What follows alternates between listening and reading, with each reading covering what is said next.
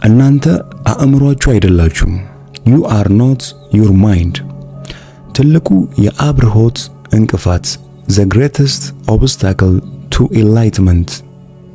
አብርሆት enlightenment ምንድን ነው? አንድ የኔ ቢጤ ከ30 ዓመት በላይ መንገድ ዳር ተቀምጦ ይለምናል። አንድ ቀን ባጠገቡ የሚያልፍን መንገደኛ እባክህ ሳንቲም ጣልልኝ ሲል ለመነው። መንገደኛውም የምሰጥ የለኝም ሲል መለሰለት። ከዚያም የኔ ቢጤው ጠየቀው፣ የተቀመጥክበት ምንድን ነው? ምንም ሲል የኔ ቢጤው መለሰለት። ለዓመታት የተቀመጥኩበት አሮጌ ባዶ ሳጥን ነው።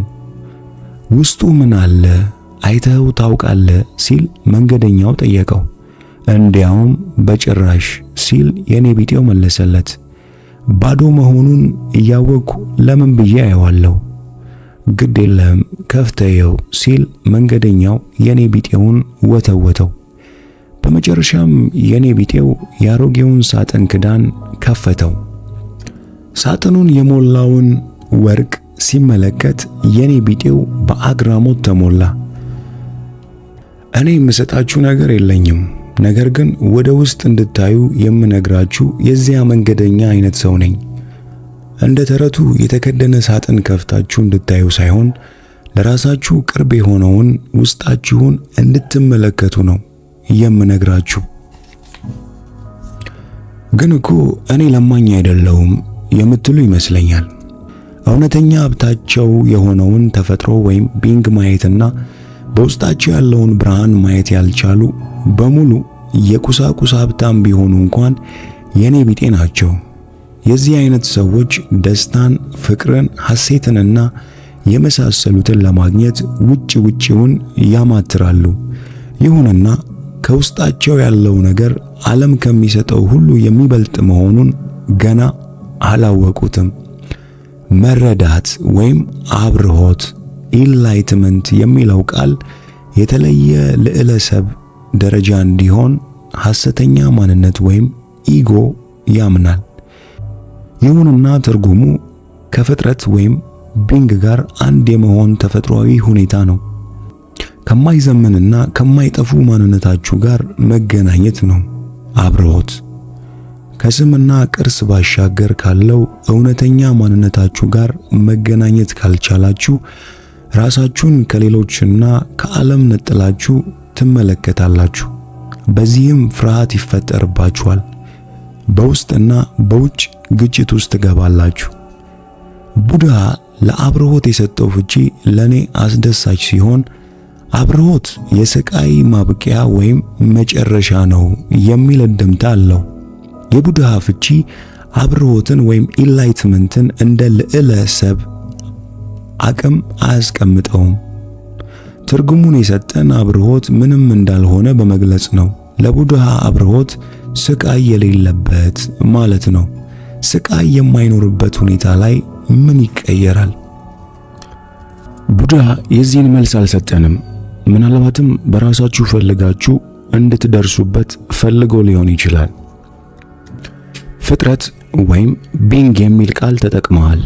ምን ማለት እንደሆነ ልታብራራ ትችላል? ፍጥረት ወይም ቢንግ ከውልደትና ሞት ባሻገር ያለ ዘላለማዊና የማያበቃ አንድ ህይወት ዋን ላይፍ ማለት ነው። የማይካፈልና የማይጠፋ ሁነት ነው። ይህም ማለት ውስጣችሁ ያለውን እውነተኛ ማንነታችሁን ማግኘት ትችላላችሁ። በአእምሯችሁ ለመረዳት ግን አትሞክሩ። እውነተኛ ማንነታችሁን ማወቅ የምትችሉት አእምሯችሁ ዝም ሲልና አሁን ወይም ናው ላይ ስትሆኑ ነው። ፍጥረት ወይም ቢንግ የመረዳት አቅም ኢንላይትመንት ወይም አብርሆት ነው። ፍጥረት ወይም ቢንግ ስትል ፈጣሪን ወይም ጋድ ማለት ነው። ከሆነስ ለምን በቀጥታ ፈጣሪ አትልም? ፈጣሪ ወይም ጋድ የሚለውን ቃል ለብዙ ዘመናት የሰው ልጆች ባልተገባ መንገድ ስለተጠቀሙበት ቃሉ ትርጉም እንዲያጣ ሆኗል። ፈጣሪ ከሚለው ቃል ጀርባ ያለውን ወሰን የለሽ ስፋትና ቅድስና ያልተረዱ ሰዎች ቃሉን ሲያሞግሱትና ሲቃወሙት ይታያሉ። በዚህም የተነሳ ግራ የሚያጋባ እምነትና አቋም በየጊዜው ቃሉን መሰረት እያደረገ ይፈጠራል። ባለማወቅ ብዙዎች እንዲህ ሲሉ ይደመጣሉ። የኔ ፈጣሪ ትክክለኛና እውነተኛ ሲሆን ያንተ ፈጣሪ ግን ሐሰተኛ ነው። ወይም ደግሞ እንደ ኒቼ ያሉ ፈላስፋዎች ፈጣሪ ሞቷል ይላሉ። ፈጣሪ ወይም ፍጥረት የሚሉት ቃላት ከስያሜው ጀርባ ያለውን ሰፊና ወሰን የለሽ ማንነት ወይም ምንነት በሙሉ አያመለክቱም። ቃላቱ ምጡቅ የሆነን እውነታ ያሳያሉ ወይስ በምናባችሁ የያዛችሁትንና ያመናችሁትን ምስል ብቻ ነው የሚጠቁሙት? ፈጣሪ ወይም ፍጥረት የሚሉት ቃላት ምንም ነገርን አይገልጹም። ይሁን እንጂ ፍጥረት ወይም ቢንግ የሚለው ቃል በአንጻሩ እንደ ፈጣሪ ወይም ጋድ ዝግ ሐሳብ ሳይሆን ሰፊና ለተመልካች ክፍት ነው። ፍጥረት የማይታየውንና ወሰን የለሽ የሆነውን ነገር እንደ ፈጣሪ ውሱን አያደርግም። ፍጥረት ለሚለው ሐሳብ ምናባዊ ምስል መፍጠር አይቻልም። ማንም ሰው ፍጥረትን የግሉ ሊያደርግ አይችልም። ፍጥረት የናንተ እውነተኛ ማንነት ነው። እኔ ይህ ነኝ ወይም እንዲህ ነኝ ከሚለው መለያችን በፊት ያለው እኔ ነኝ አይ አም የሚለው ፍጥረታችሁ ነው። ፍጥረት የሚለውን ቃል በማወቅና ፍጥረትን ሆኖ በመኖር መካከል ያለው ርቀት ጠባብ ነው። ከዚህ ታላቅ እውነታ ላይ ከመድረስ ወይም እውነታውን ከመቅመስ ያገደን ምንድን ነው? ማንነታችሁ አእምሮ የፈጠረው ምስል እንደሆነ ማመናችሁ እውነታውን ከማየት ጋርዷችኋል። ማሰብ ወይም ሐሳብን ማቆም ለሁሉም ሰው የማይቻል ይመስላል። የስቃይና ችግር መንስኤው አእምሮ በሚፈጥረው ሐሳብ ቁጥጥር ስር መሆን ነው። ይሁንና ሁሉም ሰው የዚህ ችግር ሰለባ በመሆኑ ችግሩን እንደ ጤናማ ሁነት ወስደነዋል። የማያቋርጥ የአእምሮ ሐሳብና ጩኸት ውስጣዊ ማንነታችንን ከማየት አግዶናል። ጩኸቱ ጸጥተኛውንና ከፍጥረት ጋር አንድ የሆነውን ውስጣዊውን ዓለም እንዳናይ ጋርዶናል። ፈላስፋው ዴስካርቴስ አስባለሁ ስለዚህ አለው የሚል እውነታን እንዳገኘ ተናግሮ አልፏል። ይሁንና እርሱ ተናግሮ ያለፈው ትልቁንና መሰረታዊ የሆነውን ስህተት ሲሆን ያውም ማሰብን ከፍጥረት ጋር ወይም ማንነትን ከማሰብ ጋር እኩል ማድረጉ ነበር። ማሰብ የሚችሉ ወይም አብዛኛው የዓለማችን ሕዝቦች በማሰባቸው የተነሳ ራሳቸውን ነጥለው ይመለከታሉ። በዚህ ምክንያት አእምሮ በፈጠረው የተነጣጠለ ዓለም ውስጥ ስለሚኖሩ በችግርና ግጭት መካከል ራሳቸውን ያገኛሉ። አብርሆት ወይም ኢንላይትመንት ደግሞ ሙሉነት ወይም አንድነት በመሆኑ ሰላም ውስጥ መኖር ማለት ነው። በኢንላይትመንት ወይም በአብርሆት አንድ ሰው ራሱን ከመላው ዓለምና ከፍጥረት ጋር አንድ አድርጎ ይመለከታል። አብርሆት በአጠቃላይ የችግር የግጭትና የማሰብ ባርነት ማብቂያ ነው። ይህ በእርግጥ ድንቅ አርነት ነው። ራስን ከአእምሮ ምስል ጋር አንድ አድርጎ መመልከት ለቃላት ምስል ትርጉም፣ ፍርድና ድምዳሜ መፍጠር ዋና ምክንያት ነው። ማንነትን በአእምሮ ምስል መግለጣችሁ ራሳችሁን የተነጠለ አድርጋችሁ በማየት እኔ እና ሌሎች የሚል ጎራ ትፈጥራላችሁ። በውስጣችሁ ያለውን እውነታ በመዘንጋት ከሌሎች ጋር አንድ መሆናችሁን እንዳትረዱ አድርጓችኋል። በአንድነት ብታምኑም የዚህን እምነት እውነታ ግን አታውቁትም። ሐሳብ በሽታ ሆኗል። በሽታ የሚፈጠረው ነገሮች ከሚዛናዊ ሁነት ሲያፈነግጡ ነው። ለምሳሌ የሴሎች መባዛት በራሱ ችግር አይደለም። ይሁንና መባዛቱ ከቁጥሩ ወይም ከቁጥጥር ውጭ ሲሆንና የሴሎች ቁጥር ከተፈለገው ሲበልጥ የዚያኔ በሽታ ይፈጠራል። አስታውሱ፣ አእምሮ በአግባቡ ለተጠቀሙበት ጠቃሚ መሳሪያ ሲሆን፣ በተሳሳተ መንገድ ሲጠቀሙበት ደግሞ አውዳሚ ነው። በግልጽ ስናስቀምጠው እናንተ አእምሮን በተሳሳተ መንገድ ተጠቅማችኋል ማለቴ ሳይሆን እንዲያውም አልተጠቀማችሁበትም እያልኩ ነው። ራሱ አእምሮ እየተጠቀማችሁ ነው። ይህ ደግሞ በሽታ ነው። አእምሮ መሆናችሁን ታምናላችሁ። ይህ ቅዠት ሲሆን መገልገያ መሳሪያችሁ የሆነው አእምሮ በበላይነት ተቆጣጥሯችኋል ማለት ነው። በዚህ አልስማማም። እውነት ነው፣ እንደማንኛውም ሰው እኔም የማይረባ ነገር አስባለሁ። ይሁንና ነገሮችን ለመከወን አእምሮዬን በአግባቡ እጠቀማለሁ። ብዙ ጊዜም አድርጌዋለሁ። እንቆቅልሽ መፍታት ወይም አተም ቦምብ መስራት ችላችኋል ማለት አእምሮአችሁን ተጠቀማችሁ ማለት አይደለም። ውሾች አጥንት መጋት እንደሚወዱ ሁሉ አእምሮም ችግሮችን በጥርሱ መንከስ ይወዳል። ለዚህም ነው አእምሮ እንቆቅልሽ የሚፈታውና አቶም ቦምብ የሚሰራው። እውነተኛው እናንተ ሁለቱንም ነገር አትፈልጓቸውም። እስኪ ይህንን መልሱልኝ። በፈለጋችሁበት ሰዓት ከአእምሮአችሁ ነፃ መሆን ትችላላችሁ? አእምሮን የምታቆሙበት ቁልፍ አግኝታችኋል? ሙሉ ለሙሉ ማሰብ ማቆምን ማለት ነው? በፍጹም አልችልም። ምናልባት ለአንድ አፍታ ብቻ ማቆም ችዬ ይሆናል። እንግዲያውስ አእምሮ እየተጠቀማችሁ ነው ማለት ነው። ልብ ሳትሉት ማንነታችሁ አእምሮ መሆኑን አምናችኋል። በዚህም የአእምሮ እስረኛ መሆናችሁን አታውቁትም። በማታውቁት ነገር ሳይታወቃችሁ የተያዛችሁትን ያህል ማንነታችሁ የያዛችሁ ነገር ራሱ እንደሆነ አምናችኋል። የነጻነታችሁ መጀመሪያ የሚሆነው ማንነታችሁ የያዛችሁ ነገር ወይም አሳቢ ቲንከር እንዳልሆነ ማወቅ ነው። ያንን አሳቢ ማየት በጀመራችሁበት ቅጽበት ከፊተኛው የንቃተ ህሊና በር ይከፈታል። የዚያኔ ከሐሳብና ዕውቀት የበለጠ ሰፊ ዓለም መኖሩን፣ ሐሳብ ወይም ብልሃት ቅንጣት መሆኑን መረዳት ትጀምራላችሁ። በመጨረሻም እንደ ውበት፣ ፍቅር፣ ፈጠራ፣ ደስታና ውስጣዊ ሰላም አይነት ነገሮችን ከአእምሮ በላይ ከሆነው እውነተኛ ስፍራ እንደሚመጡም ትገነዘባላችሁ። የዛኔ መንቃት ጀምራችኋል። ራሳችሁን ከአእምሮአችሁ ነፃ ማውጣት። አሳቢውን በንቃት መመልከት ያልከው ምን ለማለት ነው?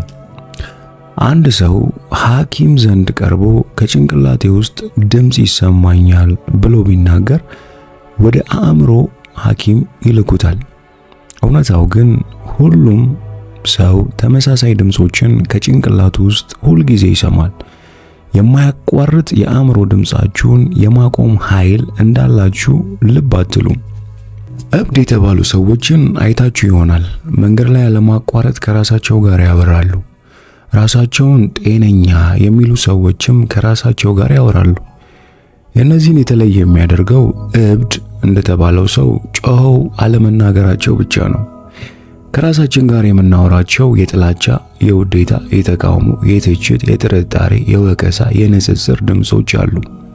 ከገጠመን ሁኔታ ጋር ቀጥታ ባይገናኙም ስላለፉ ገጠመኞቻችን እያሰብን ወይም የወደፊቱን እየገመትን ከራሳችን ጋር እናወራለን። የነገሮችን ውጤት በተሳሳተ መንገድ ማሰብ ደግሞ ጭንቀት ይባላል። አንዳንዴ ከጭንቀት ሐሳብ ጋር ምናባዊ ምስሎች ይታዩናል። ጭንቅላታችን ውስጥ የሚሰማን ድምጽ ከገጠመን ነገር ጋር የሚዛመድ ቢሆን እንኳን ካለፈው ገጠመኝ ጋር አያይዘን እንተረጉመዋለን። ሁኔታን የሚተረጉመው አእምሮአችን ደግሞ ባለፈ ታሪካችን፣ ባህላችንና የጋራ አስተሳሰባችን የተገራ መሆኑን አስታውሱ። የአሁኑን ሁኔታን ባለፈው መነጽር ስለምትመለከቱት የነገሩን ምስል በተሳባ ሁኔታ ታያላችሁ። ለአንዳንድ ሰዎች ከራሳቸው የአእምሮ ድምጽ የሚበልጥ ጠላት የለም። ብዙዎች ጭንቅላታቸው ውስጥ በሚሰማው ድምጽ እየተሰቃዩ ይኖራሉ፣ ኃይላቸውንም ይጨርሳሉ። ይህ ውስጣዊ ድምጽ የብዙ ችግርና ህመም መንስኤ ነው። ጥሩ ነገር ደግሞ ራሳችሁን ከአእምሮ ነፃ ማውጣት መቻላችሁ ነው።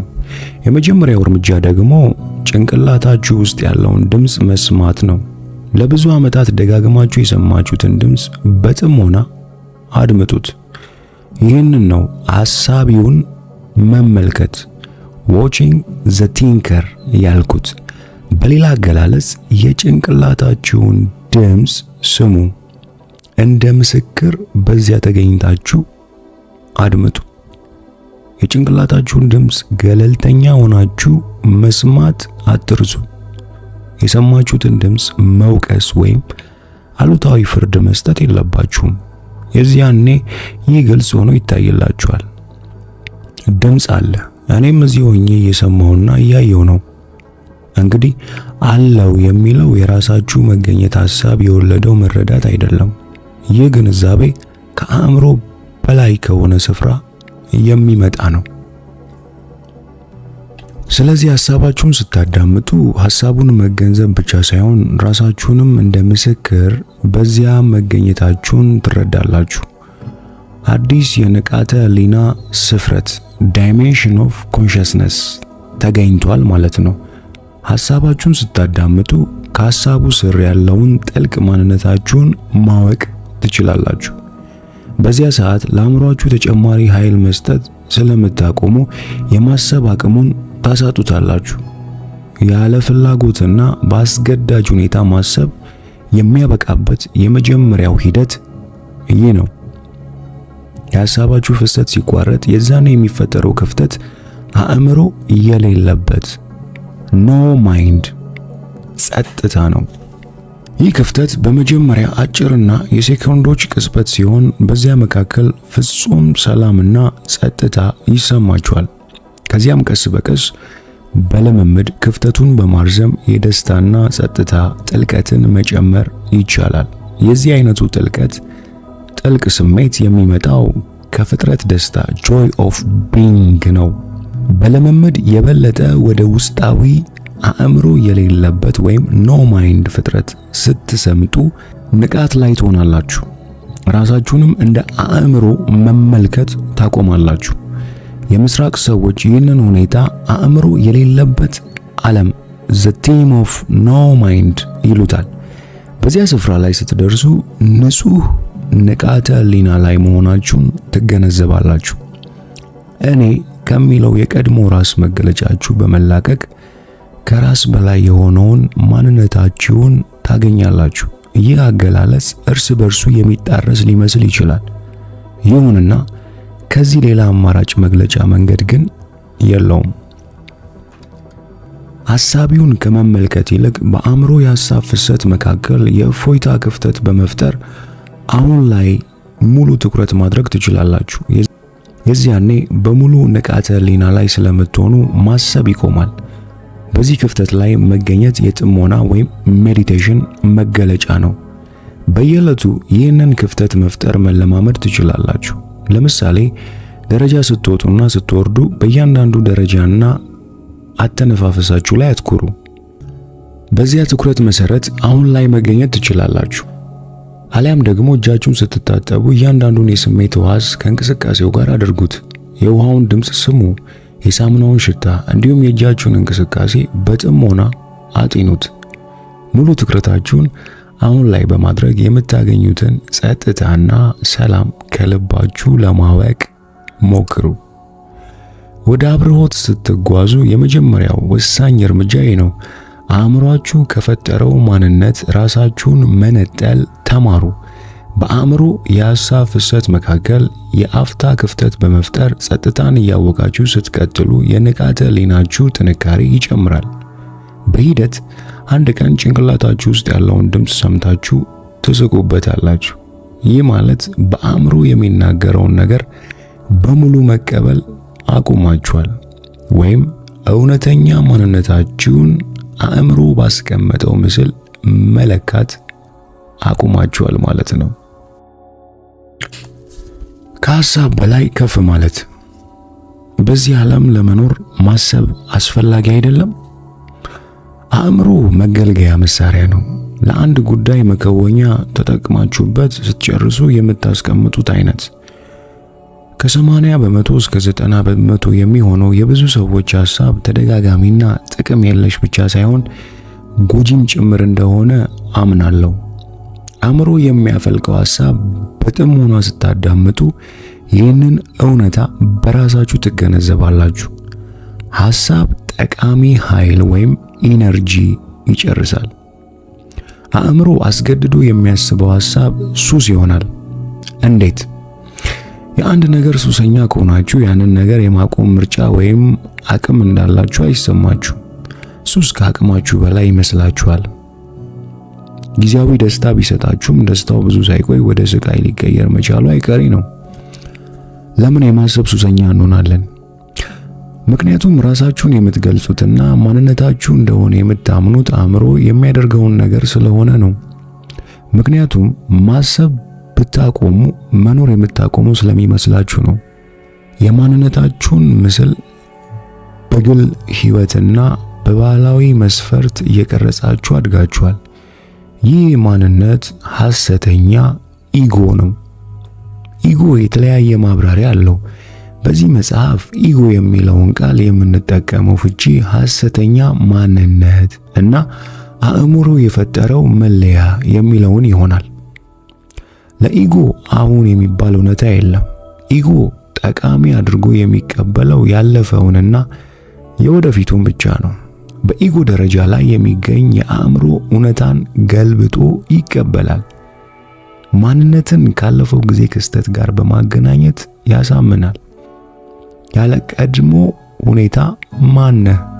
የወደፊት ህልውና በቀድሞ ገጠመኝ ላይ የተመሰረተ እንደሆነ ሊያሳምናችሁ ይችላል። ምናልባት አንድ ቀን ደስተኛ ሆናለሁ ብሎ የሚያስበው ኢጎአችን ነው። ኢጎ በየትኛውም ሂደት አሁን ላይ ቢያተኩር እንኳን አሁንን የሚያየው ባለፈው ጊዜ ሐሳብ መሆኑን አትዘንጉ። አሁን ላይ መገኘት ዘ ፕሬዘንት ሞመንት የነጻነታችሁ ቁልፍ ነው። ነገር ግን ማንነታችሁ አእምሮ መሆኑን የሙጥኝ እስካላችሁ ድረስ አሁን ላይ መገኘት አትችሉም። የማሰብ የማሰላሰልና ነገሮችን የመለየት ችሎታዬን ማጣት አልፈልግም። በትኩረትና በጥራት ማሰብ መቻል እፈልጋለሁ እንጂ አእምሮዬን ማጣት አልሻም። የማሰብ ችሎታ ተፈጥሮ የሰጠችኝ ውድ ስጦታ ሲሆን ከሌሎች እንስሳት የምለይበት ነው።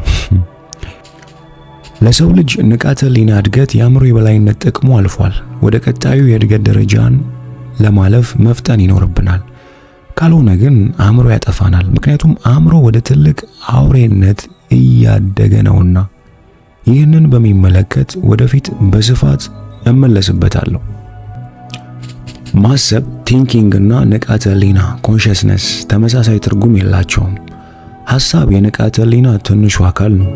ሐሳብ ያለ ንቃተ ህሊና መኖር አይችልም። ይሁንና ንቃተ ህሊና ለመኖር ሐሳብ አያስፈልገውም።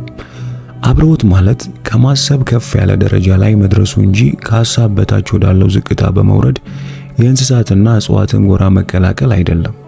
ማሰብን ለተግባራዊ ዓላማ ስትጠቀሙበት አንዳንዴ በሐሳብና በጸጥታ መካከል ወይም በአእምሮና አእምሮ በሌለበት መካከል ትመላለሳላችሁ። አእምሮ የሌለበት ሁኔታ ወይም ኖ ማይንድ ያለ ሐሳብ ንቃተ ህሊና ላይ መገኘት ማለት ነው። በዚህ ሁኔታ ላይ ስትገኙ ሐሳብ እናንተን የማስተጓጎል አቅም ስለማይኖረው ለፈጠራ የሚጠቅም ሐሳብ ማሰብ ትችላላችሁ። ሐሳብ ከሰፊው የንቃተ ህሊና ወይም ኮንሽስነስ ግዛት ጋር ካልተገናኘ ብቻውን ሲከሰት አጥፊ ወይም ጥቅም የለሽ ይሆናል። አእምሮ በህይወት ለመቆየት አስፈላጊ የህልውና መሳሪያ ነው። ሌላ አእምሮን ማጥቃት ወይም መከላከል እንዲሁም መረጃ መሰብሰብና ማጠናቀር አእምሮ የተካነበት ችሎታ ቢሆንም ሙሉ በሙሉ ፈጣሪ ወይም ጠቢብ ግን አይደለም። የእውነተኛ አርቲስቶች የፈጠራ ሥራ አእምሮ ከሌለበት ውስጣዊ የጸጥታ ስፍራ የፈለቀ ነው። የታላላቅ ሳይንቲስቶች ግኝት የተገለጠላቸው አእምሮ ጸጥተኛ በሆነበት ቅጽበት ነበር።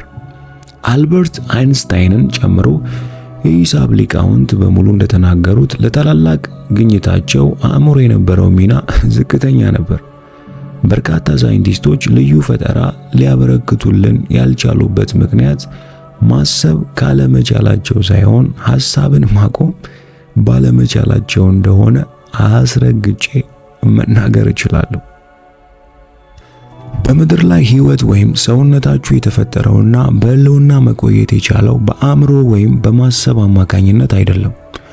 ከአእምሮ ጥበብ የሚበልጥ ብልሃት እንዳለ እርግጥ ነው።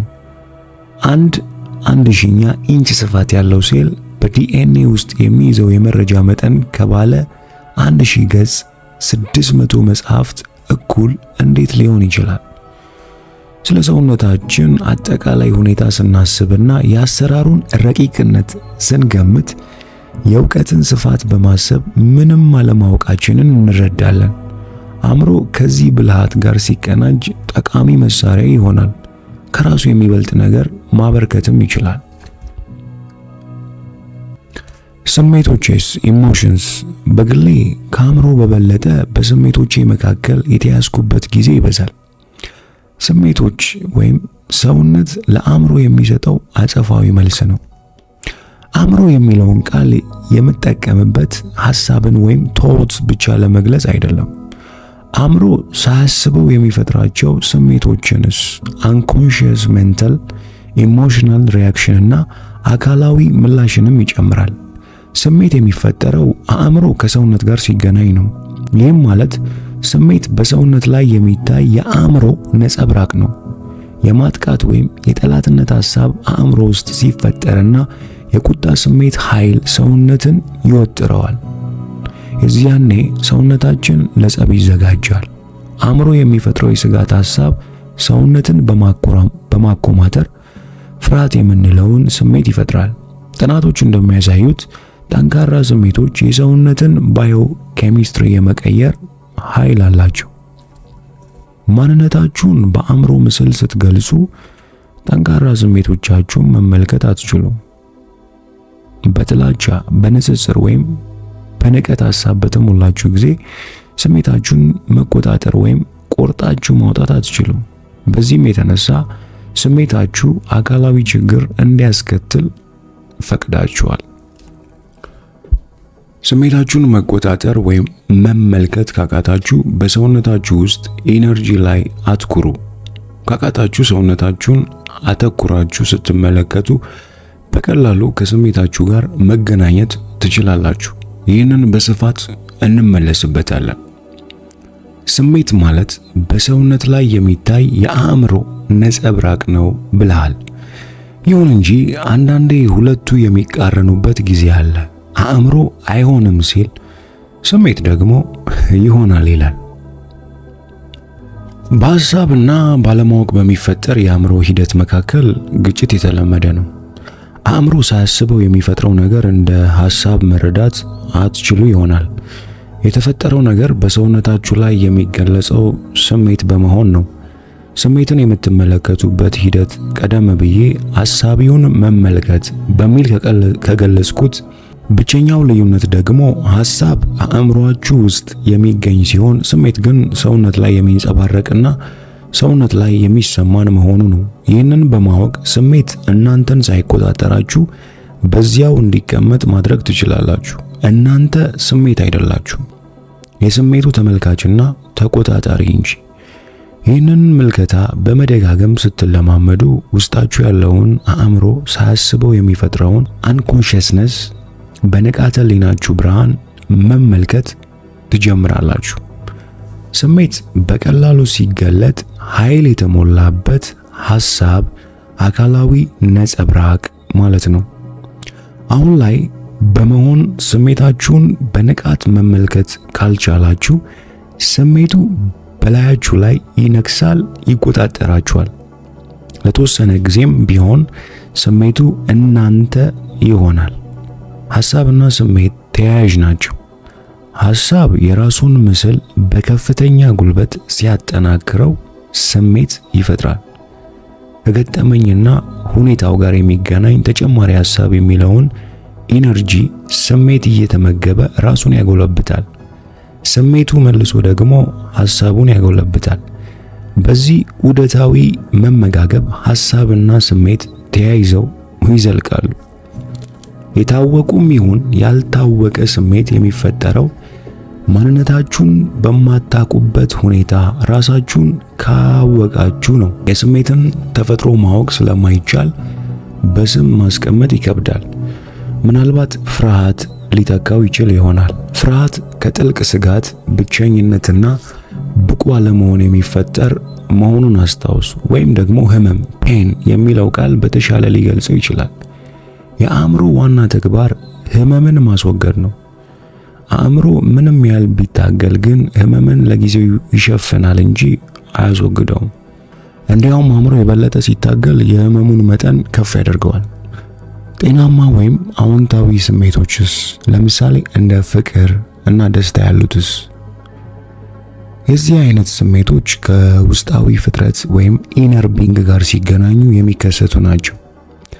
ፍቅር ወይም ደስታ ከአእምሮ የሀሳብ ፍሰት መካከል ክፍተት ስትፈጥሩ ባለው ጸጥታ የምትደርሱባቸው የተፈጥሮ ማንነታችሁ አካላት ናቸው። ብዙዎች ድንገተኛ ውበት፣ አካላዊ ንክኪ ወይም ህመም ሲያጋጥማቸው አእምሯቸው ንግግር አልባ ይሆናል። በዚያች ቅጽበታዊ ክፍተት ውስጥ በሚፈጠረው ጸጥታ ሰላም፣ ደስታና ፍቅር ያገኛሉ። ይህ ቅጽበታዊ ጸጥታ ብዙ ጊዜ ለአጭር ጊዜ የሚቆይ ሲሆን ወዲያው አእምሮ ወዳቆመው የማሰብ ተግባሩ ይመለሳል። ራሳችሁን ከአእምሮ አርነት ነፃ ካላወጣችሁ ፍቅር፣ ደስታና ሰላም ሊያብቡ አይችሉም። እነዚህን ነገሮች ስሜት ልንላቸው አንችልም። ከስሜት የላቁና ከስሜት የበለጠ ጥልቀት ያላቸው ናቸው። ስለዚህ እነሱን ለማቆም ሆነ ለማጣጣም በሙሉ ንቃተ ህሊና ላይ መሆን አለባችሁ። አስታውሱ፣ ስሜት ወይም ኢሞሽን የሚለው ቃል ኢሞቪሮ ከሚለው የላቲን ቃል የመጣ ሲሆን ትርጉሙም ረብሻ ማለት ነው። ፍቅር፣ ደስታና ሰላም የፍጥረት ወይም ቢንግ ውስጣዊ ሁኔታ ናቸው፣ አሊያም ደግሞ ከፍጥረት ጋር የሚደረግ ውስጣዊ ግንኙነት ሶስት መሰረታዊ ሁነቶች ናቸው ሊባል ይችላል። በመሆኑም ፍቅር፣ ደስታና ሰላም ተቃራኒ የላቸውም፣ ምክንያቱም ሶስቱም የሚፈጠሩት ከአእምሮ ከሚበልጥ ከፍታ ላይ ነው። ስሜቶች በተቃራኒው የሚፈጠሩት ከመንትያ አእምሮ ዱዋልስቲክ ማይንድ ስለሆነ እያንዳንዳቸው ተቃራኒ ናቸው። ይህ ማለት ለምሳሌ ጥሩ ሊኖር የሚችለው መጥፎ በመኖሩ ነው። ለአብርሆት ወይም ኢንላይትመንት ያልበቃ አእምሮ ደስታ የሚባለውን ነገር የሚያስቀምጠው ህመም ወይም ስቃይ የሌለበት ሁኔታ አድርጎ ነው። ይህ አይነቱ ደስታ ለአጭር ጊዜ የሚቆይ ፈንጠዝያ ነው። ፈንጠዝያ ወይም ፕሌዠር ውጫዊ ከሆነ ነገር የሚገኝ ሲሆን ደስታ ወይም ጆይ በተቃራኒው ከውስጣችሁ የሚፈጠር ነው። ለዛሬ መፈንጠዝ ምክንያት የሆናችሁ ነገር ግን ሲጠፋ ደግሞ ለሐዘን ይዳርጋችኋል። ለብዙዎች ፍቅር በግንኙነት መጀመሪያ የሚከሰት አስደሳች ስሜት ሲሆን ይኸውም የፍቅር ስሜት ወደ ጥላቻ ይቀየራል። እውነተኛ ፍቅር ሊያሰቃያችሁ አይችልም። እንዴት ሊጎዳችሁ ይችላል? እንደተናገርኩት ለኢንላይትመንት ወይም ለአብርሆት ከመድረሳችሁ ቀድሞ እውነተኛ ፍቅር፣ ደስታና ውስጣዊ ሰላም በውስጣችሁ መኖሩን በቅጽበት ክፍተትም ሲሆን ተመልክታችኋል። እነዚህ የእውነተኛ ተፈጥሯችሁ አካላት ሲሆኑ አእምሮ ሙሉ በሙሉ ሊረዳቸው አይችልም። የእውነተኛ ማንነታችሁ አካል ደግሞ በአእምሮ ጉልበት የሚጠፋ አይደለም። ሰማዩ በጥቁር ደመና ሊጋረድ ቢችልም ደመናው ፀሐይን ሊያጠፋት አይችልም። ፀሐይ ከደመናው በላይ አለች። ቡድሃ እንደተናገረው የሐዘንና ስቃይ መንስኤዎች ምኞትና ጉጉት ናቸው። ከሐዘን ነፃ ለመውጣት ደግሞ የምኞት እስራትን መበጠስ አለብን። የአእምሮ ምኞትና ጉጉት በሙሉ የእውነተኛ ፍጥረትን ደስታ የሚተካ ውጫዊ ነገር ከመሻት የሚነሳ ነው። አእምሮዬን እስከሆንኩኝ ድረስ እኔም ያንን ምኞት፣ ያንን ጉጉትና ያንን አምሮት ብቻ ነኝ። ያለዛ ነገር እኔ የለውም። በዚህ ደረጃ ላይ ከሆንኩኝ ደግሞ ነፃ የመውጣት ፍላጎት የራሱ ወደፊት ጉጉቴን ከማያሟላ የተሻለ አይደለም። ስለዚህ ከምኞት ነፃ ለመሆን ወይም አብሮት ላይ ለመድረስ አትታገሉ። አሁን ላይ ተገኙ። የአእምሯችሁ ተመልካቾች ሁኑ። ቡድሃ የተናገረውን ከመጥቀስ ይልቅ እናንተም ቡድሃ ሁኑ፣ ንቁ። ቡድሃ ማለት ይኸው ነው። የሰው ልጆች ለብዙ ዘመናት የእውነተኛ ፍጥረት ትርጉም ጠፍቷቸዋል። አስተውሎት አጥተዋል። በማያውቁት የባዕድ ዩኒቨርስ ውስጥ የተጣሉ ቅንጣት ሽርፍራፊዎች መሆናቸውን እያመኑ ኖረዋል። አእምሮ የፈጠረውን ማንነት እንደ እውነተኛ ማንነታችሁ የሙጥኝ ስትሉ ስቃይና ህመም አይቀሬ ናቸው። በተለይ ደግሞ መንፈሳዊ ስቃይ። በዋናነት የምናየው ስለ ስሜታዊ ስቃይ ነው። ይህ ደግሞ የሁሉም አካላዊ ስቃይና ህመም መንስኤ ነው። ጥላቻ፣ ቂም፣ ወንጀለኝነት፣ ጭንቀት፣ ምቀኝነት፣ ንዴትና የመሳሰሉት በሙሉ የህመምና ስቃይ አይነቶች ናቸው። እያንዳንዷ የስሜት ከፍታና ፈንጠዝያ ደግሞ የራሱ ተቃራኒ የሆነ ስቃይ አለው። ሁለቱ ተቃራኒዎች የማይነጣጠሉ ናቸው። በእዝ ጦዘው ከፍታ ላይ የሚደርሱ ተጠቃሚዎች ካፍታ በኋላ ወደ ታች መውረዳቸውና ስቃይ መቀበላቸው አይቀሬ ነው። ይህ የተቃራኒ ስሜት መፈራረቅና ስቃይ በአእምሮ ከተመራ ሐሰተኛ ማንነት ወይም ኢጎ የማይነጠል ነው። ስቃያችሁ 2 ደረጃዎች አሉት። አንደኛው አሁን ራሳችሁ የፈጠራችሁት ሲሆን ሁለተኛው ደግሞ በፊት የተፈጠረና እስከ አሁን አእምሮና አካላችሁ ላይ የሚገኝ ነው። አሁን ላይ ስቃይን መፍጠር ማቆም እንዲሁም በፊት የተፈጠረውን ስቃይ ማስወገድ ደግሞ አሁን የምናገረው ዋና ፍሬ ነገር ነው።